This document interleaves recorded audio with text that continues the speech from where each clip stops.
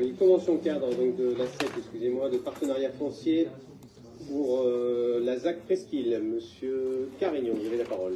Oui, monsieur le maire, simplement, nous regrettons à cette occasion que l'aménagement de la Presqu'île s'effectue dans une telle opacité, loin de tout débat citoyen, de façon totalement technocratique. Il n'y a pas eu un moment où les Grenoblois ont été associés à l'élaboration de ce projet, enfin associés sérieusement. Et donc on apprend dans cette délibération qu'en juillet, les opérateurs se sont mis d'accord sur un nouveau calendrier, sans rien changer, si j'ai bien compris, au fond du projet initial, qui était d'ailleurs, il faut le rappeler, le projet de la municipalité d'Estaut. Hein. Lors du lancement du projet, moi j'ai le souvenir que le maire de l'époque indiquait qu'il lançait là une nouvelle façon de vivre, la cité du bonheur qui allait naître à Grenoble. Je me rappelle des propos tout à fait dithyrambiques qui accompagnaient ce projet, comme d'ailleurs tous les projets urbanistiques de la ville que j'ai eu la chance de suivre et pour laquelle, du fait du triste privilège de l'âge, j'ai eu la chance d'entendre les propos dithyrambiques qui étaient annoncés chaque fois qu'on lançait un projet. Je rappelle d'Hubert Dubodou concernant Villeneuve, qui était la création de l'homme nouveau. Alors moi, je voudrais rappeler ici que nous ne sommes pas pour un urbanisme qui crée l'homme nouveau. Ça, on n'y a jamais cru. Hein, le seul urbanisme que nous avons fait, la seule caserne que nous avons aménagée, c'est la caserne Régnès-Bayard, pour laquelle nous l'avons imaginée avec modestie.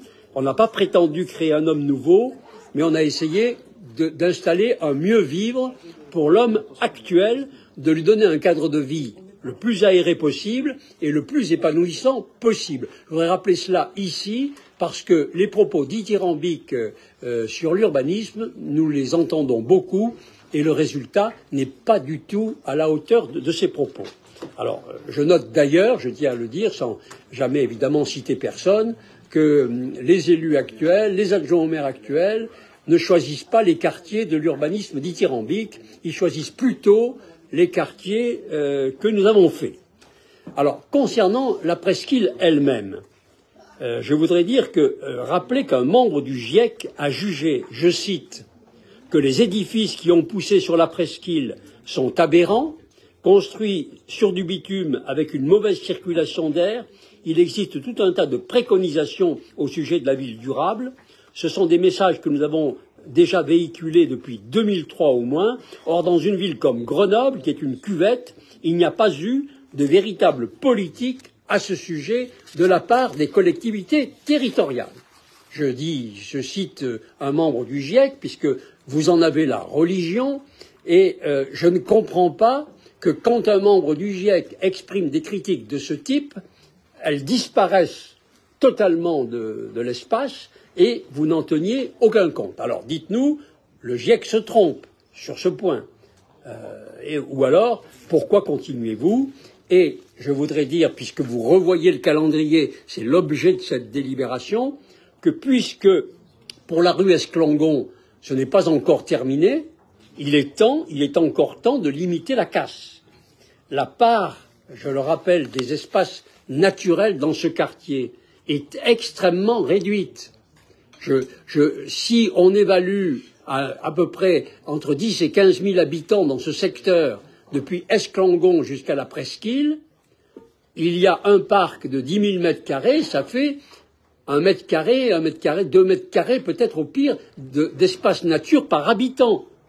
Dans une ville qui est la dernière des grandes villes comparables pour la part de nature en ville par habitant, tel que cela vient d'être institué par un organisme scientifique qui nous a donné les contrôles. Donc, le problème de la nature en ville, de la part de nature en ville, est un problème existentiel pour Grenoble. Et la réduire encore dans les nouveaux quartiers est un crime contre l'objectif de la neutralité carbone. C'est un crime, parce qu'on est déjà en retard sur les quartiers anciens, et dans les quartiers nouveaux, on aggrave cette situation. Et on le verra plus loin en plus, la cité du bonheur, Presqu'île, on le verra dans une autre délibération, elle connaît déjà des difficultés sociales qui vous contraignent à intervenir. Alors, moi je saisis cette délibération pour vous dire vous avez l'opportunité aujourd'hui de revoir le calendrier. Donc, pourquoi vous ne la saisissez pas? Vous avez maintenant tous les éléments, part de nature en ville très faible, objectif de neutralité carbone qui va être retardé du fait de cette urbanisation massive, question des îlots de chaleur où là aussi nous sommes malheureusement très, très mal placés.